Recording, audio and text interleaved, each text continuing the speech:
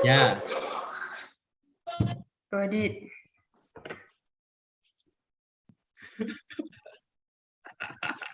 oke. Bismillahirrahmanirrahim. Assalamualaikum warahmatullahi wabarakatuh. Waalaikumsalam warahmatullahi wabarakatuh.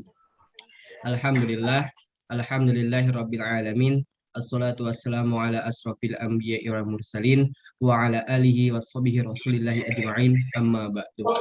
Yang pertama-tama, marilah kita panjatkan puja-puji syukur atas kehadiran Allah Subhanahu wa taala yang alhamdulillah pada malam hari ini kita masih bisa berkumpul untuk mempresentasikan sebuah materi yang berjudul rasio nilai pasar persamaan DuPont kelemahan analisis rasio. Oke, salawat dan serta salam, marilah kita panjatkan buat Nabi Agung Nabi Muhammad Sallallahu Alaihi Wasallam.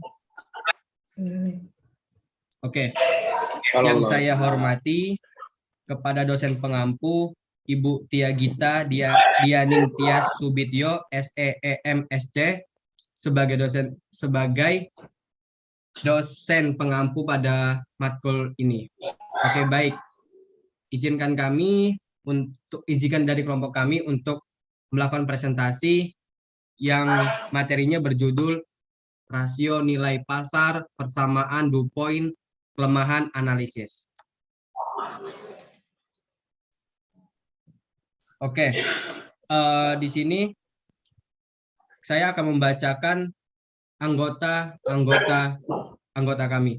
Yang pertama adalah Pramudita Tiara Mayangkusuma dengan NIM 202400175, Ridwan Shah 202400247, saya sendiri Rizky Mustafa 202400131, Tias Marcela Nuranisa 202400126.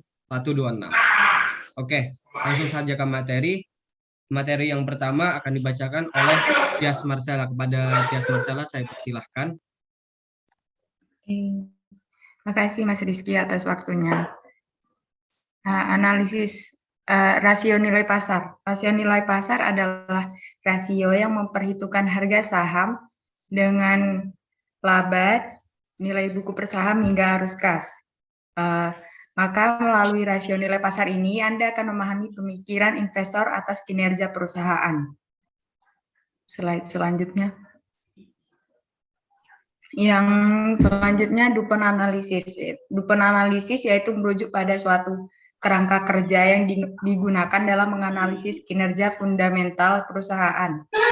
Dinamakan demikian apa sih? Karena kerangka kerja tersebut diinisiasi oleh DuPont Corporation pada tahun 1920, khususnya terkait proses analisis keuntungan yang diperoleh perusahaan. Slide berikutnya saya kembalikan pada moderator. Oke, baik. Terima kasih kepada Mbak Tias. Materi selanjutnya akan dibacakan oleh Mas Rido. Kepada Mas Rido saya persilahkan.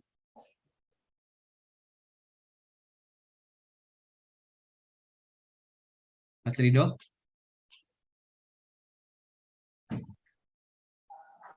Mas Rido, apakah ada? Ada. Sebentar ya, agak ngelag. Baiklah. Sebelumnya, Assalamualaikum warahmatullahi wabarakatuh. Waalaikumsalam warahmatullahi wabarakatuh.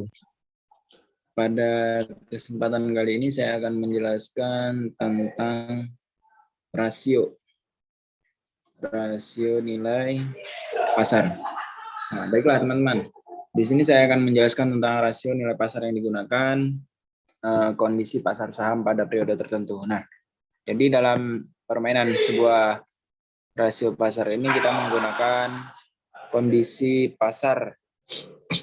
pasar saham tertentu. Nah, di mana kita harus bisa membaca dan memperhatikan kondisi dari pasar yang akan kita gunakan tersebut.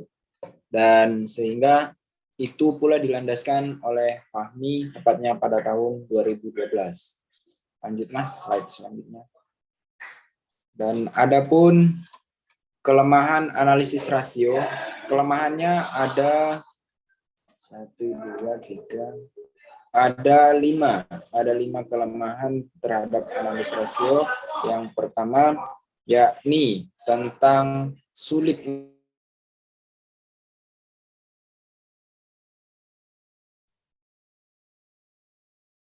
yang mana ini akan sangat sulit untuk digunakan dalam pemakainya ketika kita tidak memahami, ketika kita sebagai pemakai dan kita tidak mengetahui apa itu rasio, maka kita sangat sulit untuk mengetahui dan memahami isi rasio tersebut. Sehingga kita akan ketinggalan dan tidak mengetahui apa yang akan kita bahas pada rasio tersebut. Dan itulah pentingnya kita untuk menguasai rasio itu supaya kita tidak sulit untuk membaca rasio yang akan kita pakai. Kendak suatu saat ketika kita memakai rasio, ketika kita paham, maka kita tidak akan sulit dalam memakai rasio tersebut. Yang kedua, pembatasan akuntansi dan laporan keuangan juga merupakan batasan teknis. Nah, di sini kita juga mempelajari tentang pembatasan akuntansi dan laporan keuangan. Nah, jika kita